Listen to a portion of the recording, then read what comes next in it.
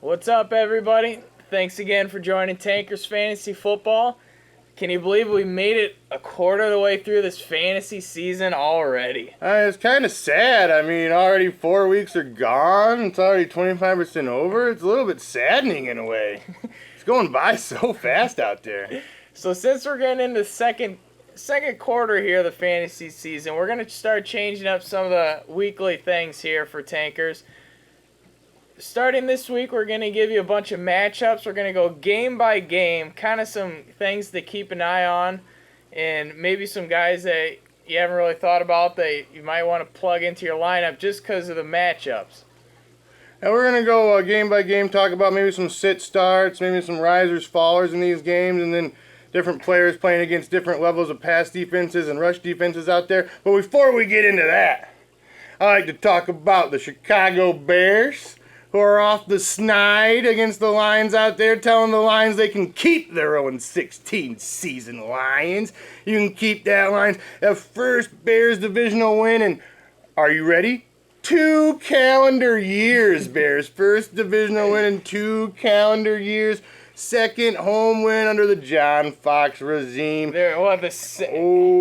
Now they've won 2 home games in their last 10 I think appearances? we're 2-8. Yeah, 2-8 at home in the last 10 home games. But that's okay, Bears. We got the Colts coming. We got to go to Indianapolis, and we're going to play the Jaguars. And I'm thinking if there's a chance for 3-3 Chicago Bears, I'm thinking it's against those 2 teams, Bears, and I know it gets real dark right after that with the Vikings and Packers, but, I mean, 3-3 is our Super Bowl, Bears. That's our Super Bowl out there. All right, now let's get into some matchups here. All right, kicking off with the Thursday night game, we got the Cardinals at the 49ers. And now, one thing you really, really need to keep an eye on, if Carson Palmer is going to go or not. I mean, John Brown's been getting so many targets from Carson Palmer, and if he's been on your bench, or maybe you've somehow been starting him these last 2 weeks, he's got 11 and 16 targets these last 2 weeks, and last week he had 10 receptions. I mean, if Palmer plays, I think John Brown's an all-systems-go type of player against the Niners, but if he doesn't, I mean, if you got any other options, I'd say go with it, but I guess, I mean, all these targets, I mean, Drew Stanton can't be, that completely dog crap terrible, can he? I mean, it could be. You saw a couple years ago when Carson Palmer got injured and they had their little carousel of quarterbacks, and it was a very, very bad offense. But one thing that I think they do have going for them is they do have David Johnson to lean on, even with an inexperienced quarterback running, because they still want to get the ball into DJ's hands as much as he can, and if he can relieve some of those pressures and they get some play actions, John Brown can still be your boy. Oh, I mean, it's back to DJ here. I mean, he's playing against the 32nd ranked rush defense in the San Francisco 49ers this week. I mean, if Carson Palmer doesn't play, expect 20 to 25 carries for DJ. I mean, Chris Johnson just got put on the IR today. So, I mean, there's nobody in there to really give him any time off. So it's going to be all systems go, DJ, on Thursday Night Football. It really is. I mean, we could see a lot of more dump-offs with Stanton at quarterback. And they're definitely going to be running that offense through him, especially against this 32nd ranked run defense of the San Francisco 49ers. All right, let's talk about the 49ers guys here on fantasy. I mean, really, the only guy making any noise is Carlos Hyde. But with this matchup, I'm not loving it. And I feel like if you've got another guy, I mean, Arizona's rush defense has been middle of the pack, but still, knowing that they're going to be wanting to run the ball with Hyde, I feel like if you have any decent option, this might be a good week to sit Hyde. I mean, with all the volume that Hyde can get, I mean, I think you can shoot him in for 10 points, 10, 12 points, even against this Arizona defense who knows that, I mean, Blaine Gabbert can't throw outside the numbers to save his life out there. He really can't. I mean, Torrey Smith has like 1 catch last week for 3 yards. I mean, Jeremy Curley had a decent game, but I think that's smoke and mirrors, if anything, just like week 1 is. I don't think you can rely on Jeremy Curley for anything at all. I mean, he is. And Vance McDonald's still going to be on the shelf, it's looking like, so. I mean, these 49ers, I mean, Carlos Hyde, I know running back is really thin out there, so, I mean, if you got Carlos Hyde, I mean, you're probably writing him down in your RB2 spot no matter what, but, I mean, I guess I'd temper expectations. I mean, he's kind of got to get in the end zone this week against the Cardinals to really make it worth it for you in my eyes. All right, we're going to get into some Sunday games. We're going to look at The return of Tom Brady going against that Cleveland Browns. I mean, I don't know if Tom Brady's going to come off the sunbathing shelf over there in Italy and throw for 300 yards and 4 touchdowns, but he very well could against the Cleveland Browns.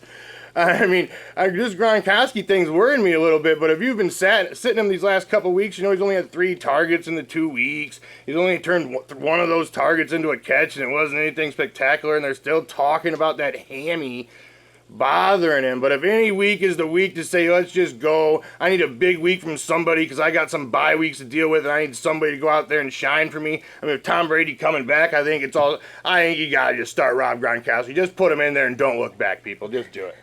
I really think it's all systems go this week. And what do you think about LeGarrette Blount's stock? I mean, I know he had that down week last week, but I mean, they were talking about Cleveland Browns here. I mean, the Patriots with Tom Brady back should be up a considerable amount at halftime, you would think. If that's the case, we're looking for a healthy dose of LeGarrette Blount in the second half. I mean, there's no reason to think LeGarrette Blount can't have 15 to 20 carries against the Cleveland Browns. I mean, what are the Cleveland Browns ranking at rush defense? I mean, 24th? I mean, that's not really getting it done out there. I mean, Tom Brady, they might even think about easing Tom Brady back in maybe just a little bit. I mean, they don't want to have him throw it 40 or 50 times the first game he's in there. And against the Cleveland Browns, I don't think they really have to. I mean, you can run LeGarrette Blount down the Cleveland Browns' throats, I'm pretty sure. And I think Julian Edelman, obviously not a good week last week. I feel like the rest of the season, if he's healthy, he's going to get you those numbers where you drafted him. And the kind of that 4th round range where you're looking at. I think now's the time where he's really going to start returning value. And if we're talking about Cleveland, I think Terrell Pryor, he's just going to be soaking up as many targets as they allow there. I mean, they kind of dialed it back with that pass, rush, catch trifecta they did the week before. I mean, he only had 1 rush for -6 yards, and he didn't even attempt to pass. But he is getting the targets out there. I think he's the really only weapon these Cleveland Browns have with Coleman out right now. I mean, Duke Johnson and Isaiah Crowell. I mean, I know Crow started a little bit good for you, out there, caca and everything, but I don't think he's really, he's really slowed down, and I think he's the Isaiah Crowell we all thought he was coming into the season. Crowell hit another pretty good week last week. I think he got you 20 points. Did he? He did. I'm sleeping on him. I must not. I'm sorry, people. I guess Isaiah Crowell is back to RB2 status. I mean, it's crazy, and I hate it, but again, New England, I think they're about 15th in rush defense. I feel like they're going to continue to feed the Crow. I think, again, he's pretty touchdown dependent. I'm sorry, Crow. Do we need to fact check that? I'm sorry, Crow. I'm sorry. I feel very confident it was in the 20s last week. I don't know. I thought a lot of caca for a lot of nothing out there last week. I thought I was saying caca in the red zone. He was only getting like 2 or 3 yards out there. Well, maybe I'm wrong. Maybe it's an illusion. I don't own him in any league. Maybe I wasn't off my radar. But hell, I mean, if he's an RB2 and the Patriots had the run defense. The 15th. 15th. I mean, that's like exactly middle of the road. I mean, they might be queuing on to stop the run and make old Kessler out there beat him. They might be queuing in on the Crow. The Patriots like to eliminate your best option, and I mean, you got to be thinking the Patriots think the Browns' best option of victory is the run game, because I mean, they do got Kessler out there. Browns are leading the league in rushing right now. Cleveland Browns. I'm sorry, Crow. I am sorry. I'm gonna write him a letter. I apologize. All right, let's get into what we doing. A third game here. The Eagles at the Lions. I mean, Carson Wentz is looking like the rookie of the year already out there. I mean, he's turning Jordan Matthews and Nelson Aguilar and a couple other these Eagle bums. He's getting Zach Ertz back this week. Yeah, I think Zach Ertz this week, I mean, it's crazy, but the Lions have already gave up, I believe, 6 touchdowns to tight ends. 1 to Zach Miller last week. Zach Ertz is coming back at a perfect time. I mean, especially with bye weeks going on, you can pick up Wentz some of these leagues off of waivers if you need a quarterback. Zach Ertz is coming back with tight ends going off. I mean, these are 2 guys that can save your weeks in fantasy. I mean, the Lions just gave up 300 yards passing and 2 touchdowns to Brian Hoyer last week, so I think Carson Wentz can go out there and get you some at least decent numbers out there, you would think, especially in the Dome. the Eagles. I mean, the Eagles' rushing attack is kind of something like you want to avoid. I think. I mean, Ryan Matthews. For some reason, Darren Sproles might be the back in fantasy for the Eagles. I don't know. I wouldn't start any Eagle running back. I am not a believer in it. I know Ryan Matthews went out there and destroyed the Bears, but he has really done nothing, and he's hurt. I mean, he's always banged up. He's constantly banged up out there. It's ridiculous. I mean, Wendell Smallwood, you can't trust a guy like Wendell Smallwood or Kenjon Barner at all either. I mean, those guys are completely off the radar waiver wire fodder. And some Lions here. Who you really liking to start this week? Matt Stafford, obviously a big letdown this week. Do you think he can bounce back? Yeah, I don't know. That Eagles defense is flying around out there. They have been pretty tough. I mean, what is the Eagles defense ranking? They're sixth against the pass. I mean, that is pretty solid out there. It really is.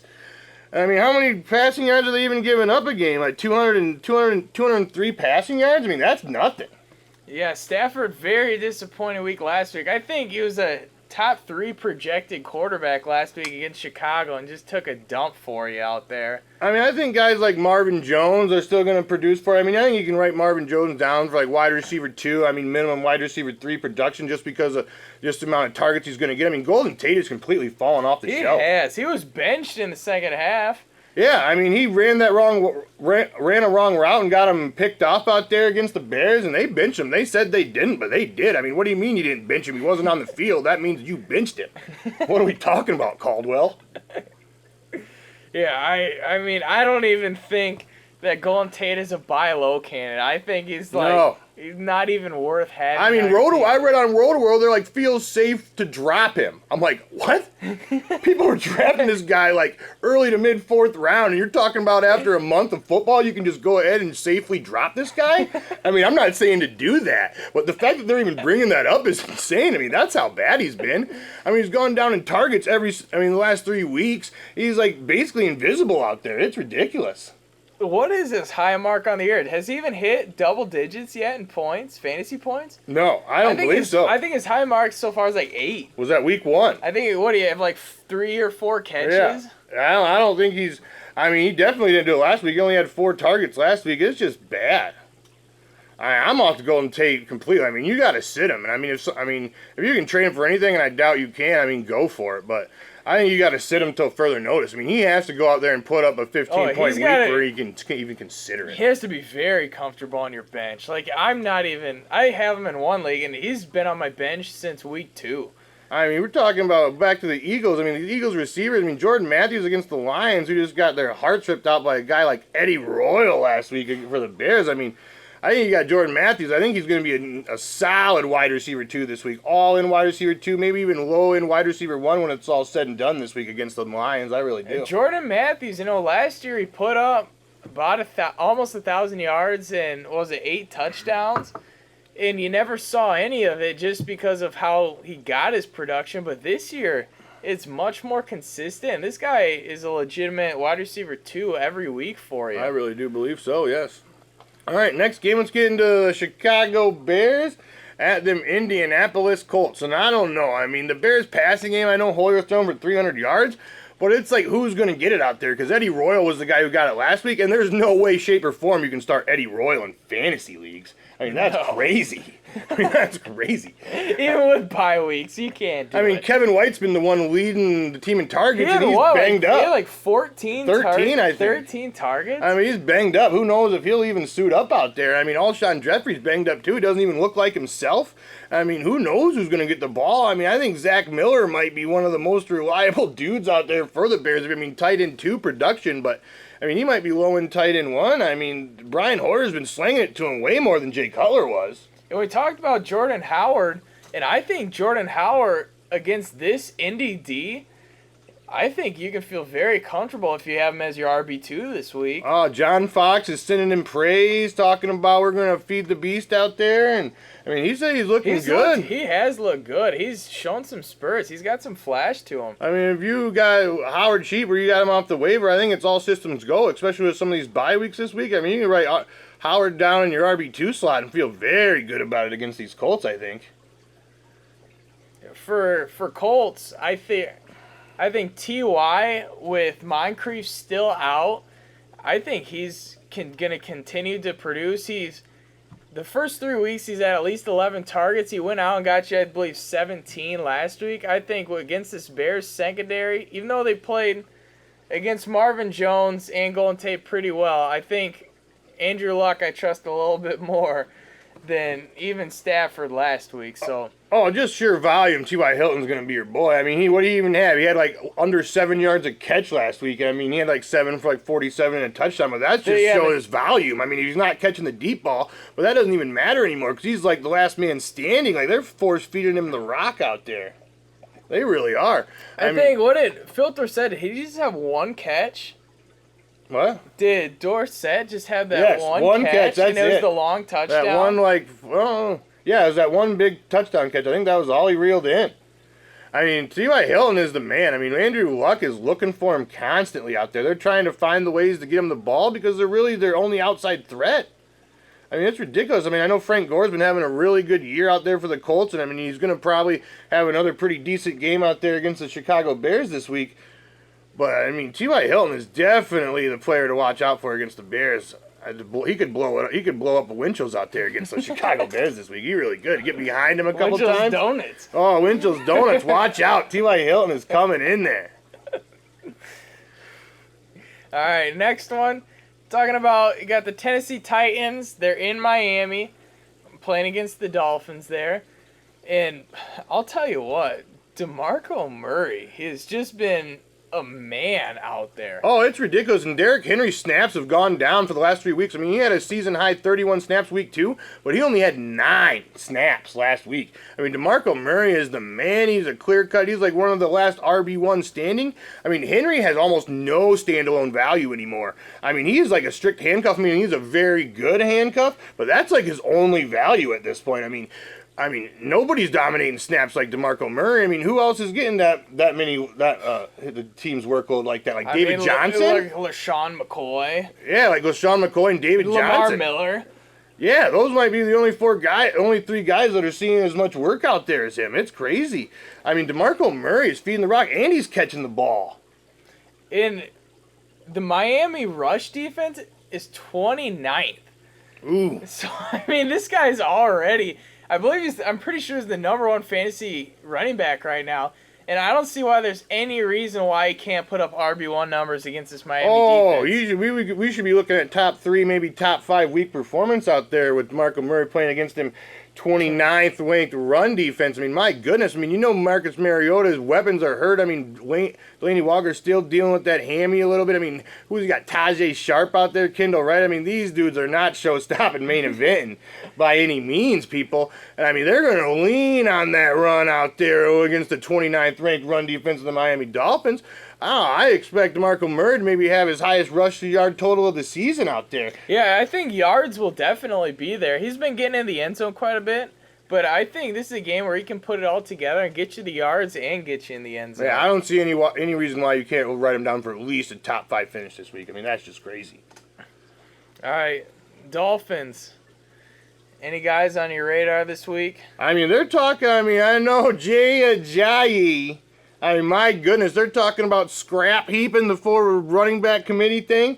They're talking about feeding the guy who's been on the feeding the hot hand. And, I mean, the hot hand is definitely Jay Ajayi, and I know that's completely insane. But if you're out there and you're dealing with bye weeks and you're dealing with injuries, and if somebody happened to drop Jay Ajayi, and that is very likely because I don't even think he's suited up weeks 1 and 2. I mean, he could be out there on the waiver wire, and if that's the case, I mean, I don't expect boom bust things. I'm not saying he's going to go out there and get you 20 fantasy points, but if he's going to start getting a little more of the workload and maybe squirting to the end zone or getting some of these dump offs, I mean, Jay Ajayi could be on the RB2, RB3 radar going in here to week 5, and that's completely belligerent. It really is. But if they somehow give him 15 touches, I mean, RB3 is definitely in the cards. I mean, my goodness. And obviously, I mean, Jarvis Landry obviously is going to soak up all the targets there. I mean, what's Tennessee's pass defense here? 20th. For pass defense. The Titans are, what we got? The middle of the pack there. Yeah, middle of the pack, right at 12 here. Right at 12 there for the Titans. But, I mean, Landry, again, just sure volume. Oh, sure, PPR leagues, I mean, write the guy down for 12, 15 fantasy points. I mean, just sheer volume alone, he's going to get his 5, 6, 7 catches. I mean, that's going to happen. I mean, guys like Devontae Parker, I don't realize whether or not... Parker had a tough matchup last week. I don't think too many people expected that, but again, I think Parker could have another pretty good week this week here. I mean, I think you still gotta run him out there as a wide receiver 3. I mean, borderline wide receiver 4, and I mean, he has a very high upside out there. I mean, he's the type of guy that could just put up a show out there somehow, some way for it. I mean, yeah, that means Ryan Tannehill's got to get his shit together, and I don't know if that's the case because he looked terrible, awful out there last week against the Cincinnati Bengals on Thursday Night Football. It was just embarrassing. I mean, he had that one big play to Kenny Stills to start the game, and then he thought like the game was over and they won because he like packed it up and didn't do a damn thing afterwards. It was ridiculous. All right, now we're talking about Baltimore Ravens. They're hosting the Washington Redskins here. I mean, them Redskins. I mean, the only guy. Matt Jones finally got a 100-yard game, averaged over 5 yards a carry. Who? Matt Jones. That's who. 22 carries last week for well over 100 yards, getting in that end zone, Matt Jones. I mean, I know the only guy you can really rely on in this Washington offense is Jordan Reed. 2 touchdowns last week. But, I mean, Jamison Crowder was the guy who was kind of on the hype train coming in, but his targets have gone down every single week. He only had 3 targets last week. I mean, I think him and Deshaun Jackson combined for like 20-some yards last week. It was just embarrassing. I think if Doxson starts playing, I mean, I know they got Garcon too. I think there's just too many damn mouths to feed out there. There are. I mean, besides Jordan Reed, who is definitely the man beast of that team, I mean, there's just too many wide receiver. It's just like you just can't pencil in any of these bums and expect anything good out of them. You just really can't. Yeah, Crowder is definitely the guy that you thought maybe could kind of emerge as that possession receiver, but his targets have gone from 10, 8, 7, and only 3 last week. I mean, back to Matt Jones. He is playing against the 5th-ranked run defense in the Baltimore Ravens in Baltimore. So, I mean, temper expectations a little bit here, people. And talking about Baltimore, they're the number 1 ranked defense, but it is skewed a little bit. The Ravens have played the Bills. The Ravens have played the Browns. The Ravens have played the Jags. And last week, who did the Ravens get last week? Who they do it up with? The Raiders. All right, I mean, the Raiders are clearly the best offensive team that they've faced so far. And, I mean, they're not really wheeling and dealing, kiss-stealing either. I mean, Michael Crabtree is, but as far as Amari Cooper goes, I mean, he's been a big we're going to talk about Crabtree later, but I'm borderline done with him. I am. What? No, not Crabtree. You love Crabtree. Borderline done with Cooper. But with Cooper. Oh, yeah. All right, back to this Redskin-Raven matchup. All right, I want to get into some Ravens here. Let's talk about some Ravens. This is crazy, but old Steve somehow is finding himself in some lineups this week with some bye weeks going on. I think you can put Steve Smith in as a flex. 8 catches in back-to-back weeks. And you know Steve Smith has one of them stretches every year he always does. I think you got to ride the wave because this wave is going to end at some point. People via injury or just being old man Steve. Walking out the field once he hits 1,000. Yeah, I don't know. They have a winning record. If they have a winning record, there's no way he's walking off the field once he hits 39 catches. But 39 catches is vastly approaching for old Steve Smith out there. And I hope he gets it for his body gives up on him. But I mean, I think it's all systems go Steve Smith against these Washington Redskins pass defense who was ranked 25th in the NFL out there. And a waiver wire, I mean, if Terrence West is still on waivers, you need to pick this guy up. They cut Forsett this time for good. And, I mean, this guy could be the bell cow for him. With Kenneth Dixon coming back, I mean, that's why they cut Forsett. But I think, I mean, for the time being, I mean, Terrence West is going to be the guy. He's averaged over 5 yards a carry in these last 2 weeks here. But, I mean, if you're looking to dig deep, I mean, probably Terrence West is a lot gone on a lot of your 12, 14-team leagues. But, I mean, if you're looking to dig deep on some Kenneth Dixon and a wait-and-see role, I mean, I think that's kind of the play here. I mean, they just let Forsett go. I mean, Kenneth Dixon's probably the most talented back they have. I mean, I know that's crazy because I haven't really seen him touch a football in the NFL. But I mean, I think we know, I mean, Terrence West can't be that guy forever. Yeah, I think Terrence West is definitely a guy that you could be plugging in for these next couple weeks just because, like we said, Dixon, the rookie, coming back. He's been injured, and I think it's going to be all systems go for West for that offense. Dixon's not going to do much for at least these first 2 or 3 weeks out there. And I mean, oh my goodness, the Redskins defense is ranked 30th against the rush. So I mean, if they're giving West the volume that he's been seeing since the volume that he saw last week, I mean, watch out. I mean, Terrence West could be on that RB2 radar this week out there at home against the Washington Redskins. I'm in love with it. If he's available on your waiver wire and you got some injuries and you got some bye weeks, I think Terrence West is your sexy boy out there this week playing against the 30th ranked run defense of the Washington Redskins in Baltimore. I really do. I'm in love with it. All right, now we're going to hit on some Texans-Vikings, and I think the sit of the week, it has to be, and this is stiff. I know it is. It's a hot take. It's a stiff one. The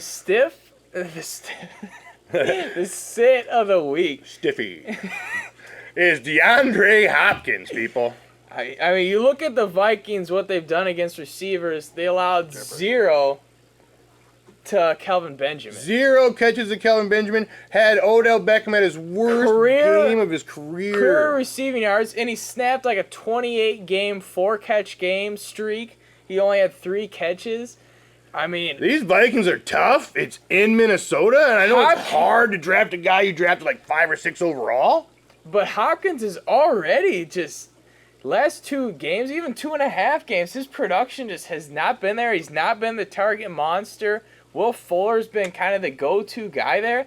I'm kind of scared for Hopkins, and I feel like in Minnesota against the Purple Rain, I don't know if it can get much worse at this point. I don't see how any way he goes out there and rebounds after his 1-catch performance last week against the Purple Rain. I think that's completely impossible. I think if you got any options, and I'm talking about any option. I mean, I'm talking about guys like Terrell Pryor. Talking about old Steve. I'm talking about old Steve, who we just got done talking about, and I'm serious. And I know you drafted this guy 5th or 6th overall like a month ago, 5-6 weeks ago, and you're like, man, word, you're out of your damn mind. I'm not benching DeAndre Hopkins, but I'm telling you, you should.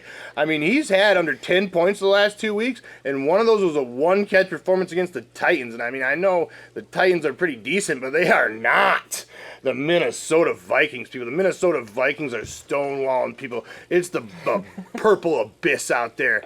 It's crazy. There's no room for success against the Vikings.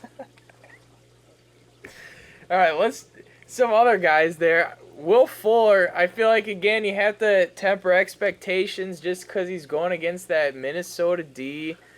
He's been your man. I mean, we're talking wide receiver 2 numbers here. Will Fuller, a guy that you got deep, like 15th, he's been your sexy boy. But like we said, if there's any other options on your bench, I mean, I think you got to bench him out there against these Vikings. I think the only player you can't bench against the Vikings is Lamar Miller just because volume alone. I mean, running back is so thin. I mean, you can't bench a guy who's going to touch the ball 20 times. You just can't do it. Even if it is against those purple Stonewall, Jackson, Minnesota Vikings. I mean, you just can't do it. I mean, even against the Giants, I couldn't remember if it was a screen play or a run play, but they let a running back get out for 50 yards down. Oh, my boy Paul Perkins. Like I said last week, most talented running back for New York Giants, Paul Perkins. The Vikings haven't given up a play over 40 yards, pass or rush, through the first 3 weeks.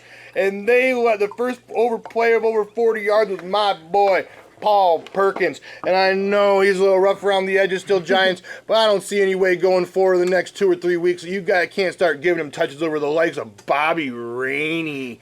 Oh, my goodness. I mean, Rashad Jennings and Shane Vereen are going to be – I think Shane Vereen's done. But, I mean, Rashad Jennings is probably not going to be back for a little bit. And even if he is back, who cares? I mean, Rashad Jennings has looked pretty bummed. We've seen what Rashad can do. And Orleans Darkwa, I mean, my goodness, that's Joik Bell, too, out there.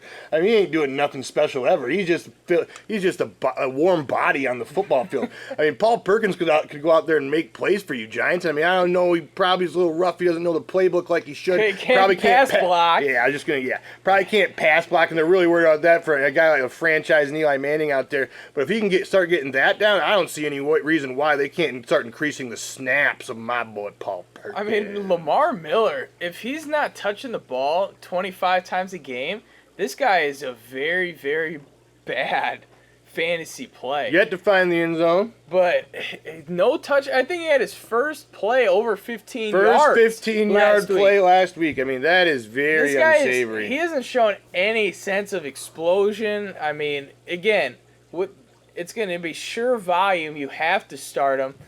But I don't think you can expect more than anywhere from 10 to 15 unless he finally can find the way in the end zone, which is a tough task against this defensive line. Oh, yeah. And let's talk about the Vikings offensive players here. I mean, I know Sam Bradford's probably off the quarterback radar, and I know Jerick McKinnon did good last week, and I look forward to him being, maybe productive RB2, RB3 going forward. I mean, Matt Asiata is just like a touchdown vulture. Guy. I mean, Matt Asiata doesn't find the end zone. He doesn't do anything out there. And Stephon Diggs has looked really rough these last 2 weeks. Under 10 the last 2 weeks.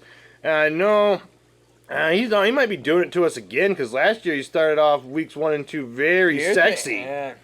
And I'm afraid. I mean, I know you probably got to run him out there and try to get it done. I mean, where are the Texans at out there at the pass defense?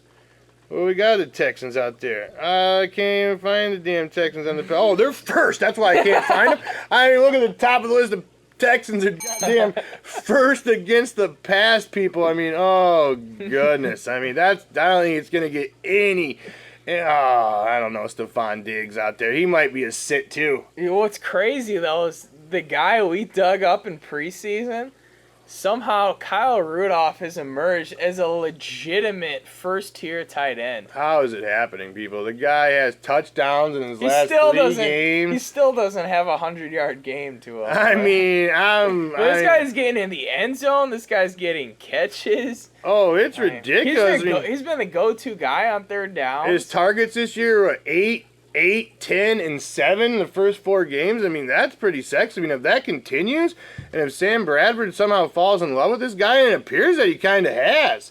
I mean, Kyle Rudolph is definitely on a top 5 tight end radar moving forward for the rest of the season. He really is, people. I mean, if Sam Bradford stays healthy and keeps falling in love with him, and Stephon Diggs keeps slipping like he is, I mean, Kyle Rudolph's going to be the number 1 pass option in this offense every week. Yeah, he's definitely that possession guy, for sure. Oh, I mean, Kyle Rudolph, touchdown. I mean, if this guy keeps getting these touchdowns, I mean, he's going to keep being your sexy boy. I mean, we could be talking number 1 overall tight end by the end of the season if he's getting these touchdowns. That almost makes me sick. But it's true. It's true. All right, the last noon game we're going to talk about, we got the New York Jets versus that scorching hot Le'Veon Bell and Roethlisberger Steelers. Oh, Jets. Eric Decker's probably not going to play again. They're talking about how he might not play again this season. Yeah, he might be headed for the IR. Matt Forte, after he had that hot weeks 1 and 2, has looked so sluggish out there these last 2 weeks. I mean, Bill Powell went out there and touched the ball 10 times and totaled 80 yards. I know Bill Powell was kind of in the cellar after weeks 1 and 2, but now, I mean, Bill Powell might be more involved in this offense going forward. I mean, Forte can't get it together, and he has looked poor. They haven't really been involving him in that pass game, and he can't get it going on the ground out there. And Fitzpatrick has just lost his mind completely. This guy we're talking, a guy who somehow could sneak up maybe the back end of the first-tier quarterbacks, getting kind of like the 10 to 15 range, and he just has looked awful. Oh, falling off the map. He's like available in all but one of my leagues on the waiver wire. I mean, this guy is I've dropped him myself in one league. I mean, he's out of there. He's got, like 8 picks the past 2 games? I mean, he had negative fantasy points week 3. I mean, my goodness, you're a quarterback. You play the whole game. You score negative fantasy points. I cut you. That's what happens. I'm done with you, bum. You weren't even playing for me, and I still cut you because I hate your face. I mean, but Marshall, I think with Decker out, Marshall is a guy that you can lean on in this offense. I only had 4 catches, but he parlayed those catches into 89 yards and the touchdowns against the Seattle Seahawks. The guy had 12 targets. I mean, catching 12 targets is nothing special, but if he's going to continue to see this volume, and with Eric Decker out and Matt Forte not being that heavily involved in the pass offense, I mean, I think it's double-digit targets for Brandon Marshall from here on out for the rest of the season. I really do. I don't see there's any way how he don't get at least 8, 9, 10 targets every single week. going out. I mean, going out here. I mean, the guy. I mean, 4 for 89, a touchdown against the Seahawks. I mean, that's kind of doing it out there. It really is. They were the number one pass defense coming in last week, and he went out there and, put up 18.9 fantasy points for you. I mean, that's getting it done. All right, it's gonna be in Heinz Field. We got Le'Veon Bell, second game back from the suspension. We didn't see too many carries out of him last week, but he was lining up at receiver an awful lot. And I think this guy, I mean, he's very, very high-end running back one going forward. Oh, I don't he's all systems go. I don't think there's any doubt about it. He didn't get as many touches as you thought he would, but he still got you well over 20 points. I mean, DeAndre Williams vultured that touchdown late in the game, but he still had over 140 yards rushing. I mean, the guy was beasting out there, people. I mean, fresh off the bench, putting the pads on, going out there totaling 160 yards. I mean, my goodness. I mean, he's all systems go. He might be the RB1 going for the rest of the season. I mean, I know David Johnson and DeMarco Murray have been kind of out there feeding out there. But, I mean, going forward, I mean, Le'Veon Bell, watch out. If he can stay healthy, it's going to get crazy out there. Yeah, I think starting now the rest of the year, I don't know if there's a back who's going to catch more balls than Le'Veon Bell. This is a guy who's got a 1,000-yard receiving season under his belt. I mean, they want to throw it to him, too. I mean, Le'Veon Bell out there, people. I mean, if you have and you hold on to him, and you got to be in love with this situation. I mean, DeAndre Williams is going to be used a little bit, but I don't think that much. It might just be a little bit to spell him here and there. I mean, I think DeAndre Williams played 17 snaps last week, and I mean, that was in Le'Veon Bell's first game back, so I don't think that number is going to go up for DeAndre Williams by any means. And I get into this guy, little sneaker, little waiver wire, little sexy, maybe some flex play this week, Sammy Coates. I mean, he led the Steelers in targets last week with 8. And they started giving him them little screen passes like I was talking about last week. He got a couple of those. I mean, that's a good sign in PPR leagues. It really is. The guy's gone out there and had a 40-yard catch in each of the first 4 weeks. I mean, that's getting it done. It's the same exact play. I'm pretty sure I watched all those 40-yard catches live. It's literally the same exact play, same spot in the field position. He's got just rebound skills. He's just out there outplaying these corners and safeties at the highest point of the ball out there. He really is. I mean, Ben just chucking it up. They're playing 500. They're out there playing 500, and he's just beating these dudes downfield. He's had a 40-yard catch every game, and I know Roethlisberger threw for 5 touchdowns last week, and he didn't get any of them, and that's kind of, a little sour taste in your mouth. But that might be good, because that might keep his price down and cheap on them waiver wires for you to sweep in there and get him. I mean, he could return value. I mean, if he's going to he played the second most offensive snaps at receiver behind Antonio Brown.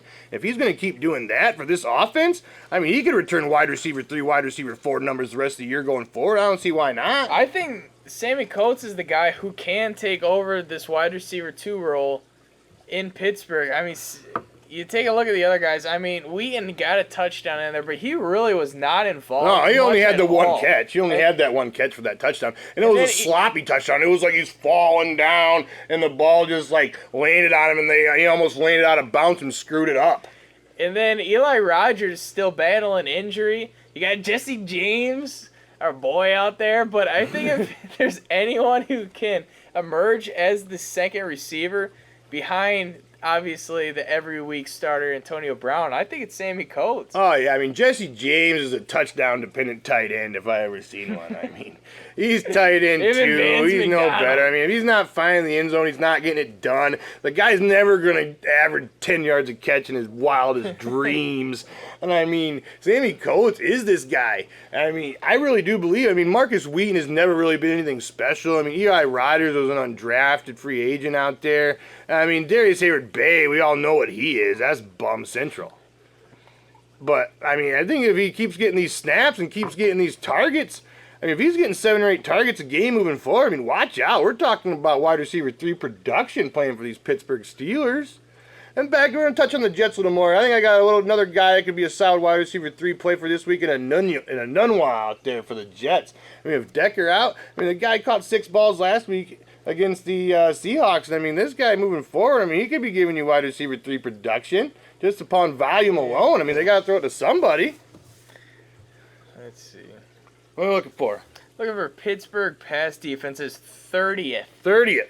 So, like I said, yeah, I mean, Anunwa and Marshall, they could go up there and suit it up for you this week and both see double-digit targets and maybe even each find the end zone. They really could. I mean, I'm confident in them this week against the 30th ranked Pittsburgh Steelers defense or pass defense. If Fitzpatrick can get it going, it's got to be this week. You'd think it would be.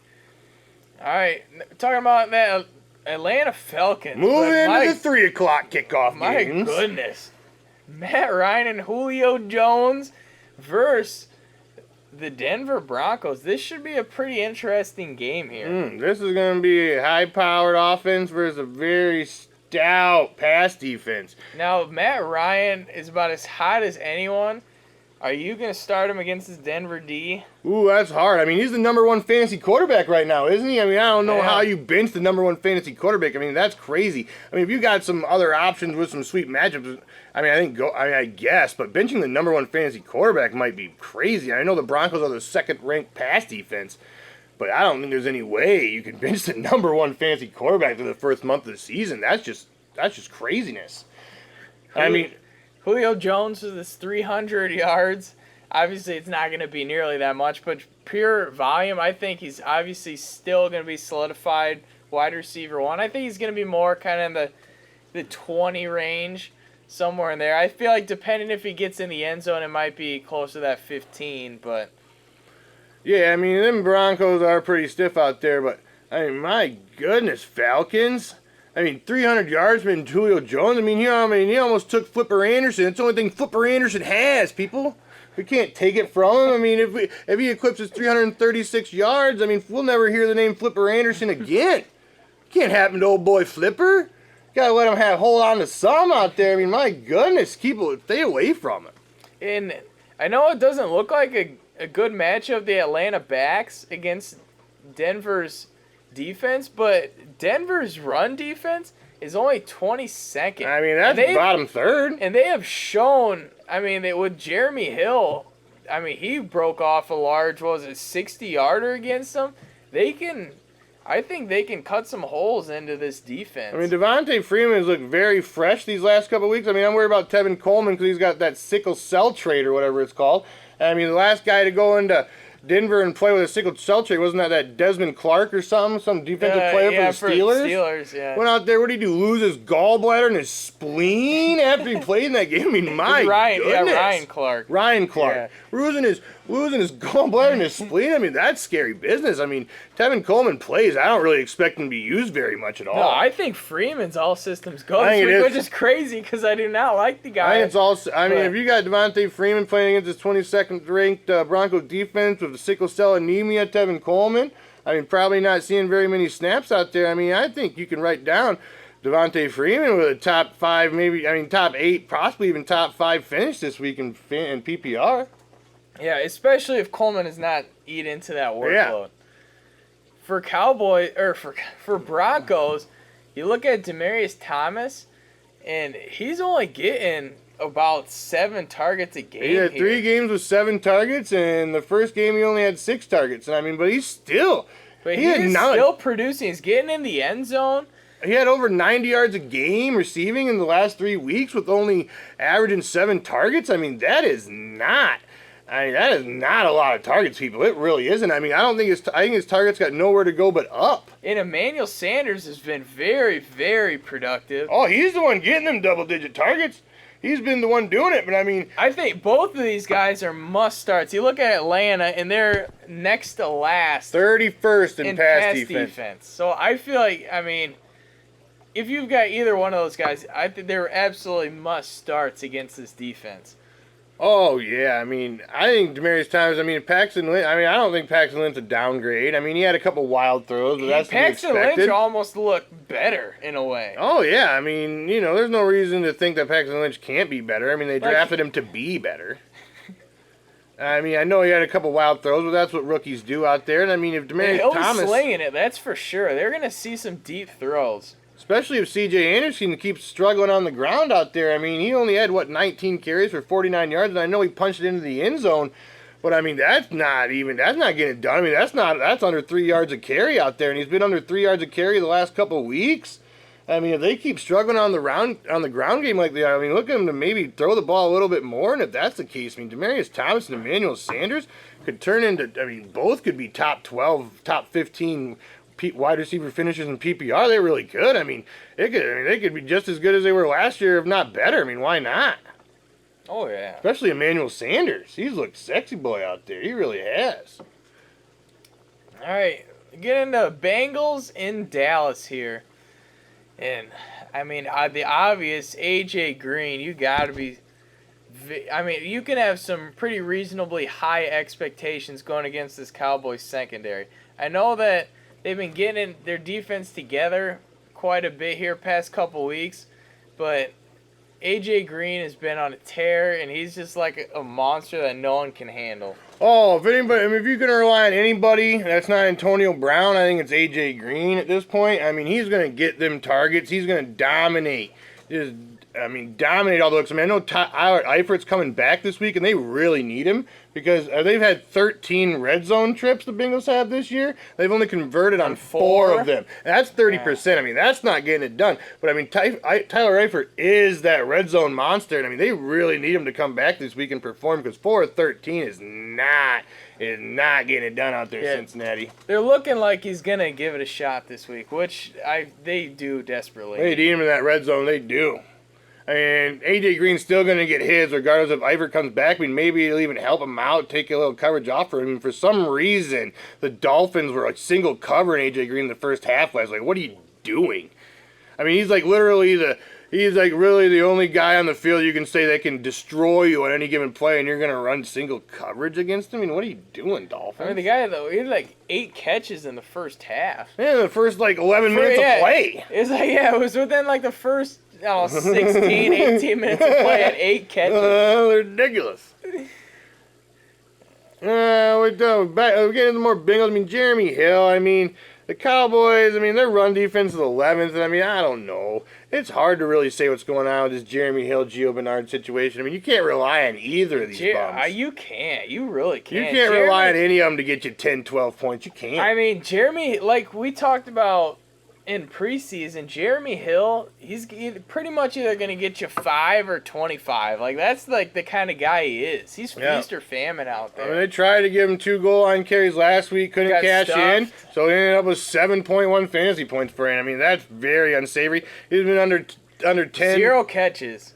Yeah, 0 catches. He's been held under 10 PPR points in 3 of the 4 weeks. I know he had that 1 week where he scored twice, but that's really his only hope.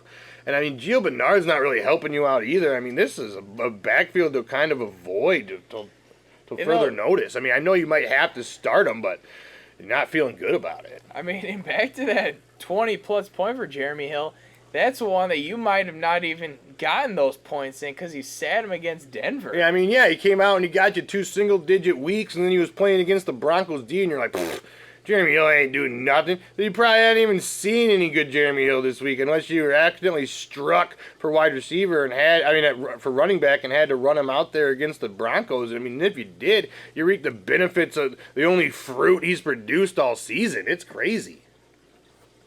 All right, for Dallas, Ezekiel Elliott leading the league in rushing yards.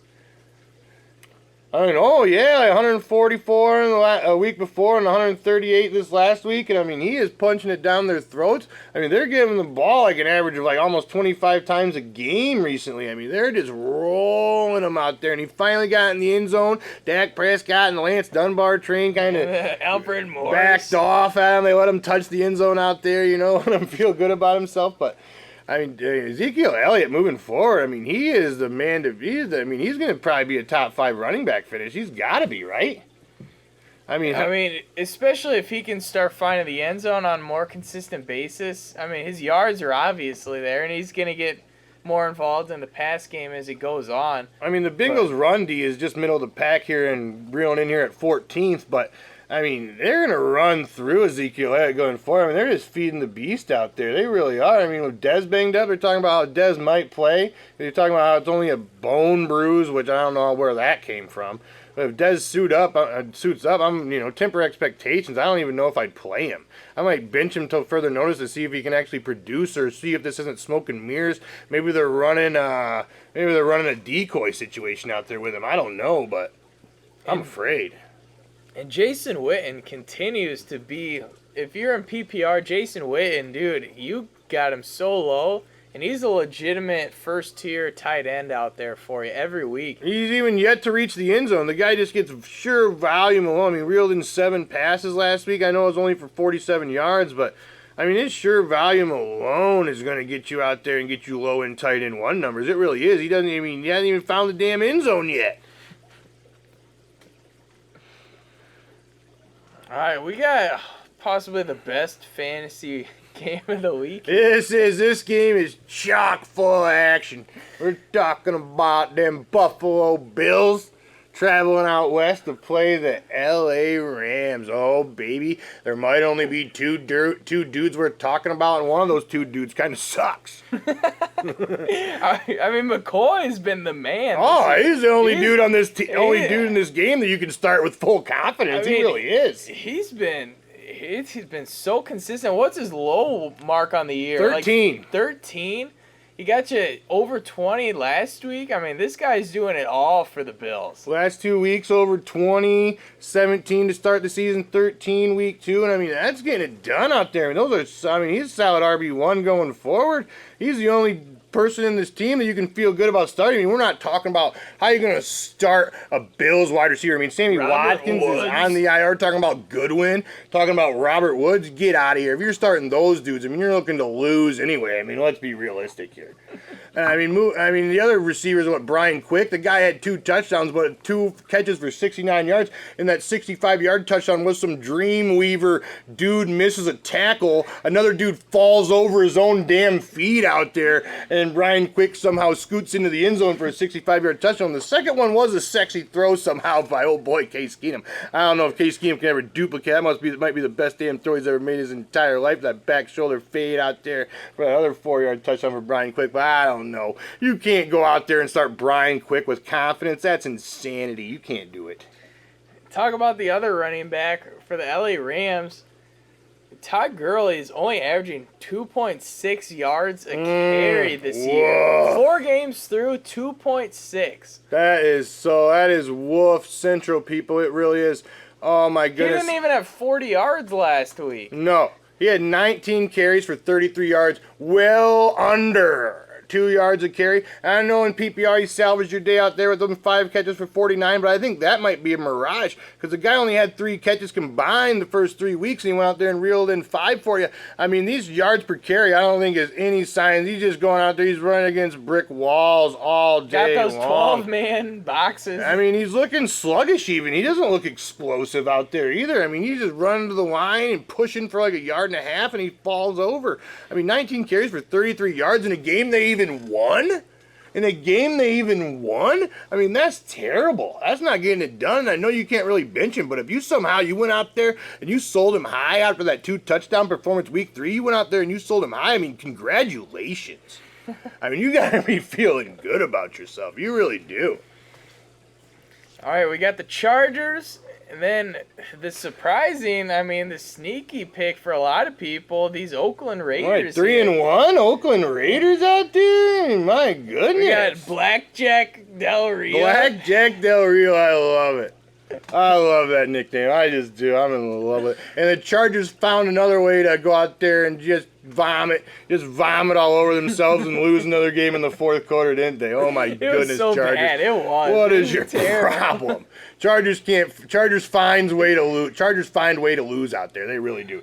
Oh my goodness, they Chargers. just can beat the Jags. That's it.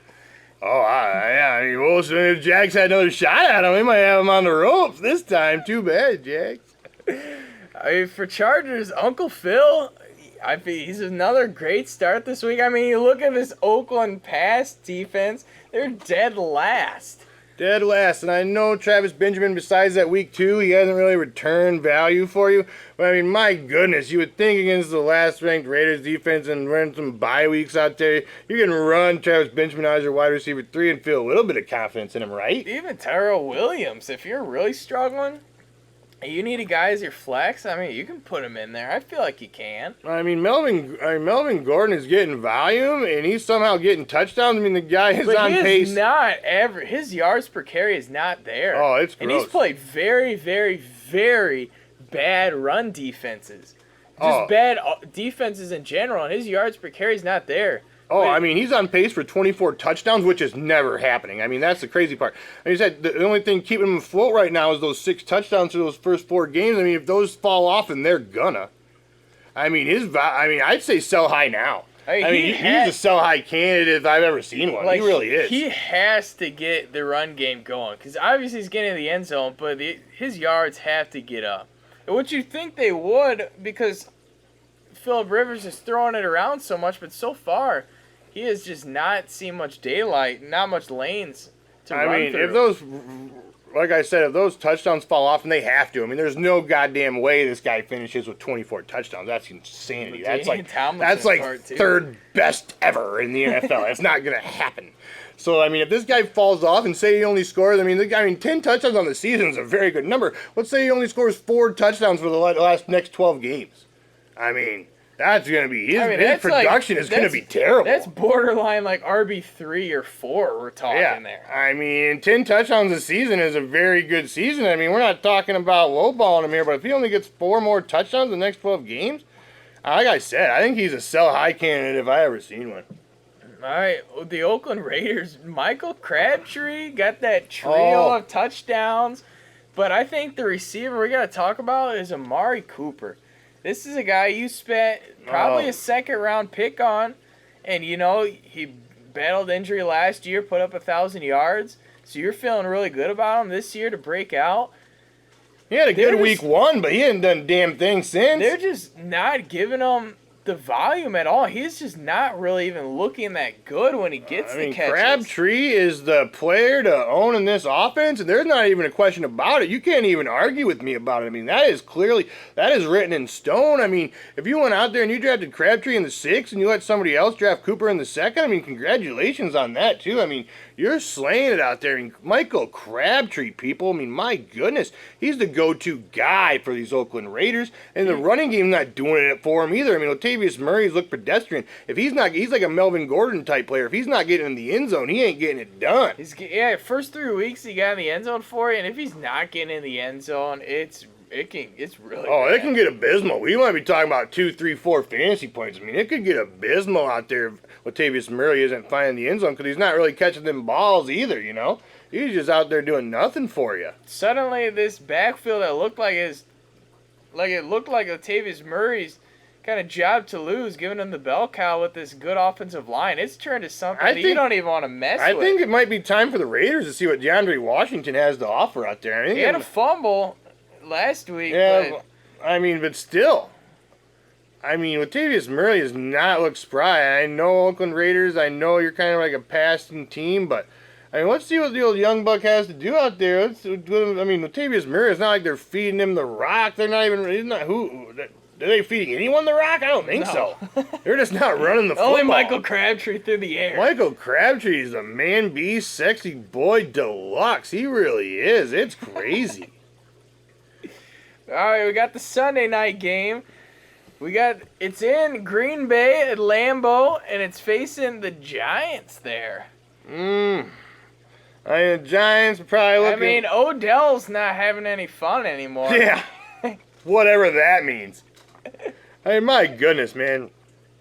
What are you doing? You go out there crying like a little baby, and you go on a radio station talking about, I'm not having fun anymore. What are you going to do, take your ball and go home? Like, come on, man. Get back out there and grind. The Packers went out there and last time we saw the Packers on the field, they gave up 200 yards to Marvin Jones and 2 touchdowns. So, if this is the game where OBJ can get the damn head out of his head, I think this is the game against the Packers secondary. Who gave up 200 yards and 2 touchdowns to Marvin Jones. Yeah, it's ugly. The Packers are 29th ranked pass defense? This is his game if he's going to do it. If he doesn't do it now, Beckham Jr. still does not have a touchdown on the year. This is a guy we talk about his floor is like 10 touchdowns. And we're talking week 5, and he's yet to get in there. I was looking at it. And his first 4 games last year were very comparable in the yards and the receptions, but the only difference is he'd find the end zone twice by now. But this is the type of player who could easily just turn it around for you and just eat out there against the Packers this week. I'm not saying bench the guy by any means, especially against the 29th ranked pass defense in the Green Bay Packers. for the Packers, I feel like Jordy Nelson, I mean, before this bye week, he was like a top 5 receiver. I feel like against this Giants secondary, who they have struggled. They really have. Their front seven's gotten better, but their secondary is awfully banged up. Yeah, they're about 20th out here, about almost bottom third of the league. And I mean, a guy like Jordy Nelson, who just probably keeps getting better week after week, getting that knee back in shape. I mean, watch out. I mean, Randall Cobb really hasn't been back on that radar. And I mean, the Packers don't really have nothing else to offer, really, besides Jordy Nelson and pounding the rock with Cheeseburger Eddie. So, I mean, that's all systems go. I mean, who else is catching the ball out there you can feel good about besides Jordy Nelson for the Green Bay Packers? For some reason, Adams is almost a better option than Cobb, and that's insane. But Cobb, what is going on with him? I think I don't know. I think he's in that wide receiver 3 territory now. I don't know. He's kind of very unsavory at this point. He really is. I mean, the thing is with the Packers, I mean, Ryan Rodgers will go out there and throw for 4 touchdowns, but he only had like 205 yards. I mean, that's not enough cheese to be spreading around. If you're not the one getting the touchdowns, and Randall Cobb usually isn't, then there's not enough yards to really go around if they're not going to be chuck-it football for 300 yards a game like they used to. If he's throwing for 200, 250 yards, I mean, there's only really room for one guy to be the man with that many yards to go around. There really is. I mean, you know what I'm saying. Yeah, I don't think Eddie Lacy, I mean, like we said, the secondary's banged up, but their Giants' front 7 has been pretty studly. I mean, against the run, they're top 10. You know, I'm on this week against the Packers. If OBJ's still crying like a little girl, it's Sterling Shepard against this Packer pass defense. I'm all in on Shepard even. Run him out there at wide receiver 3 with confidence. I'm saying with confidence out there against the Green Bay Packers. All systems go. And he led the team in catches and yards last week against the Purple Hole Minnesota Vikings, didn't he? Yeah. Against Purple Rain there. Purple Rain. Shepard's been the guy in that offense to have. He really has. I mean, he's been great value for you. Drafted him in the 8th round or later. I mean, he's been returning such great value. Even Victor Cruz is just because he's not crying like a little girl, he's getting more targets than OBJ. It's ridiculous. I don't know why Eli Manning hasn't just talked to. Oh, you need to sit him down. Come on, Eli. Just sit him down and be like, it's time to stop picking fights with kicker nets. It's time to man up and start playing football. Stop talking about you're not having fun anymore. What do you mean you're not having fun? It's time to make money. It's time to win games. Not having fun, my God. All right, then the Monday night game. The Monday night. We got the Tampa Bay Buccaneers versus the surprisingly bad Carolina Panthers. And they have been bad. 1-3. Talking about the 1-3 Carolina Panthers, talking about Cam Newton coming off a concussion. I mean, what was he doing on that play? What was he doing? He was like, "Oh, I'm almost to the end zone. I guess they're just gonna let me score." And this guy was like, "What are you doing?" I mean, like he could have hit him way harder. Like he could have flattened. Oh yeah, he was like Cam Newton just pulled up like, "Oh, he's just gonna let me walk in." It's like, no, brother. This is the NFL. I mean, I know you're Cam Newton. You're like 6'6", 260, but this guy's trying to win football games out there. I mean, he's trying to make plays. He's trying to make money. I mean, he's trying to lay some lumber out there, and he did. He knocked your ass out. I mean, if Cam Newton doesn't play, I still think he will. But if Cam Newton doesn't play, I think you got to downgrade everything Carolina Panthers. I really do. I think, and we're talking about the Bucks too. I think Winston. He's kind of been, hot and cold. I think this is a game where he can put up some pretty big numbers. This secondary has been bad for the Carolina Panthers. I mean, they're talking about dialing back his pass attempts because he's, been turning it over. He has like 7 turnovers. But at the same time, they've been talking about dialing back Charles Sims. So what is going to happen? You're just going to punt more? How can you? I mean, who else you got? Jaquez Rogers? I mean, that's just like a poor man's Charles Sims. I mean, he's just a bum. He's not going to change a pace. He does the same things that Charles Sims does, just worse. And I mean, who else they're going to bring in? I don't even know the guy's name, but he hasn't even played an offensive snap yet. I mean, that's what you got at running back right now. Bucks are talking about dialing down Charles Sims. How can you? I mean, like I said, dialing down pass attempts for Jameis Winston. What's going on here? I mean, I think you just got to let him ride. I mean, I know we probably don't want him going out there throwing the ball 50 times or more in a game, but I think you honestly should. I think this matchup, I mean, look last week, look what Matt Ryan. and Julio Jones did to the Carolina Panthers. I mean, I'd look for Mike Evans to have a big Monster game. This guy's already getting 30% of the targets who in else? his offense. There's nobody else. I mean, Cameron Brate's come on of late. I mean, since Cameron Brate's averaging 7, 8 targets a game. Since they've cut Severian Jenkins, Cameron Brate has 10 targets and then 8 targets in the last 2 games. And if you're talking about digging up a tight end off the waiver wire and putting him in there, I mean, if you got Cameron Brate this week, or I mean, if you're talking about maybe you scooped him up last week, I mean, he could be your boy out there. I mean, low end tight end 1 moving forward if he's going to keep getting these damn targets. I mean, my goodness. I mean, who else is going to steal from him? I mean, Mike Evans is the only guy. Mike Evans is going to get his fill, but he can't take every If they're throwing the ball 35, 40, 45 times a game, I mean, he can't get that. He can't get 30 targets. I mean, max target we're looking at here is 15 for Mike Evans. I mean, that leaves you another 30 to go somewhere else. And, I mean, VJax is not the guy. I mean, my goodness. Desolation Row VJax out there. I mean, what's going on? I mean, who else do they even have for the Buccaneers? They got, he actually been putting up some decent numbers. I can't think of his name now. I don't know. Is it that? It's not that Thielen guy, is it? No, that's not him. I don't know.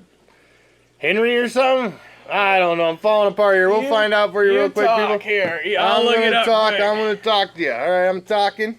There's a guy that plays for the Bucks, and he's going to find out his name. Talk about the Panthers hot scoop here. Oh, the Panthers. We're going to lean on the Panthers. And Fozzie Whitaker, I know they're saying Artis Payne. They're saying Artis Payne is the starter, but I'm not believing a damn word of it. I mean, Fozzie Whitaker's gone out there and outproduced them the last 2 weeks. Fozzie Whitaker went out there and led the team in receptions and receiving yards last week. I mean, Fozzie Whitaker, people, if you're hurting, if you're on that deep train and you're looking in a PPR league and you're on the absolute ropes for RB2? I didn't even have to get to it. It's Humphreys. Something Humphreys. Oh, Humphreys. I'm sorry. We just had a brain fart. What was it? I didn't even get to the page. It wasn't loaded. But something Humphreys. Humphreys out there. Sorry, people. I'm so sorry. I had a brain fart out there. And if you're still watching like an hour in, you know, if you're still out there you don't know what's in this water. Tankers World an hour in. I mean, I'm feeling proud you're just still here hanging out with us. I really love you. I You're love so you. dedicated. You're here for an hour. I do love you. I love you. All right, now, is that all we got for him? That's the full week of games. You guys let us know what you think of this. We're going to give this a shot for the next 3 weeks after this. We're kind of taking by quarter segments of the season, try and mix it up a little, keep you on your toes. We just started in August. We're just trying to feel it out here, see what works better, see what can get us some views, see what can get us some subscribers, see what can get us some comments. And speaking of that, do those things. People, do those things, baby. I mean, we love them. Go to our Facebook, like us on Facebook. Go follow us on the Twitter. We love Twitter. Twitter, baby. I'm always hitting you out there at least a few things every day from probably Wednesday to Sunday. I'm out there grinding. Trying to find some hot takes for you to fill in your swearing now. I'm swearing. We're an hour in. I'm allowed to swear. All right, people. All right. Thanks a lot for watching. We'll see you next time here.